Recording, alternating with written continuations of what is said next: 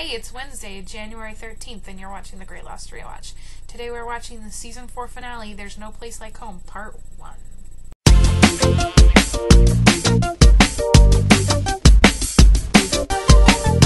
This is an Oceanic 6-centric episode. We got a lot to talk about, so let's get rolling. On the island, we pick up where we left off last week, and Jack uses the sat phone to listen in to what's happening on the helicopter. They hear that they're going to the Orchid, so Kate and Jack follow the sat phone to where the helicopter is. Dan hears that they're going to the Orchid and realizes that they have gone to secondary protocol, tells this to Charlotte and says that they have to get off the island now. Jack and Kate run into Sawyer and Miles.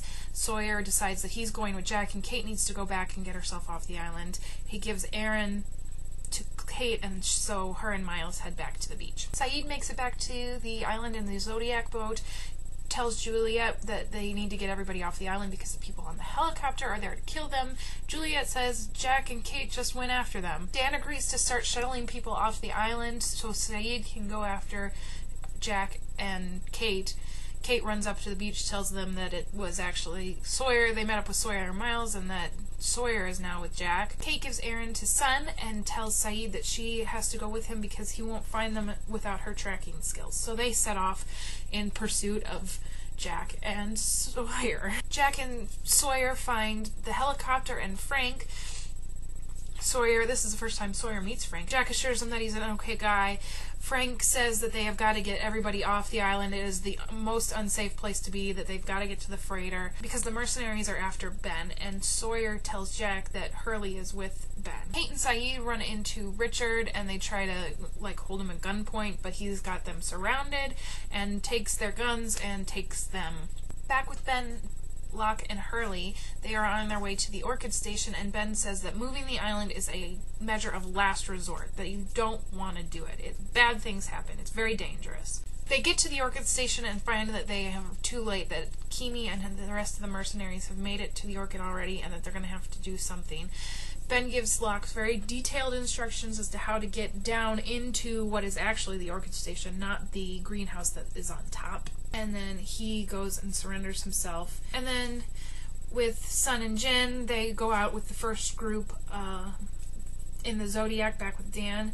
And it's Sun and Jin and a bunch of socks, which isn't really a good sign for Sun and Jin, is it? They make it to the boat and they talk to Michael. Desmond comes running up on deck and says, "You have to come with me," so Michael and Jin and Sun run down with him and they find the C4 room. Not good. So at the end of this episode, our Oceanic 6 are in varying locations on and off the island. Sun and baby Aaron are on the freighter with Desmond and Michael and Jin. Kate and Sayid have been captured by Richard Alpert. Jack is at the helicopter with Frank and Sawyer. And Hurley is at the Orchid with Ben and Locke. So now we go to the flash forward where we're on a plane and the co-pilot's talking to the pilot about how they have to be really careful with this landing because they've got some bad luck cargo in the back. They tell Karen Decker that they're getting ready for their landing if they want to go prep everybody, and we find out that the bad luck cargo, everybody in the back, is the Oceanic 6. And if you recognize Karen Decker from somewhere, the actress that plays Karen Decker, that's Michelle Forbes, and she's been on many, many shows. And if you're a nerd like me, you know that she was Ensign Ro on Star Trek, and she's been on Battlestar Galactica and True Blood, so I know, Leslie, that you know her too. Anyway, she preps them for their landing, tells them that everybody's been calling them the Oceanic 6. Their families are there, and a small number of press for a press conference. They land, they have a private meeting with their families, except there's no family there for Sayid or Kate. At the press conference, they all get kind of drilled with questions. We find out kind of what their story is, that eight of them survived the plane crash. They were out at sea for over a day before they washed up on shore of the island of Mumbata. They also tell everybody that the other 3 people that died while they were on the island were Boone, Libby, and Charlie Pates.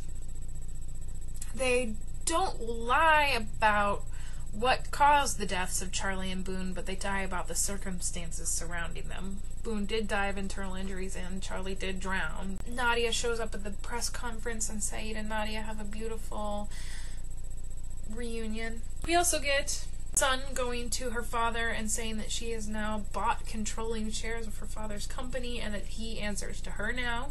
Don't try to make me think that you care about my baby, because I know that you hated my husband and I hold you as one of the two people responsible for his death.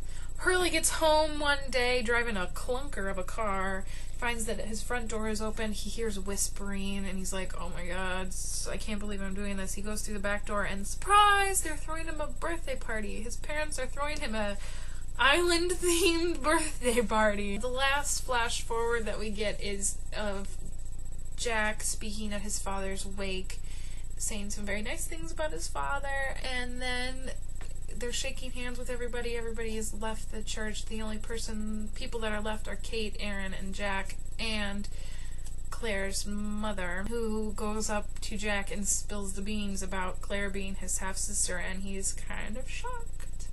So that's where we leave it. Tomorrow, Leslie and I will be back to talk about There's No Place Like Home Parts 2 and 3. See you guys then. Bye! We're gonna need to watch that again.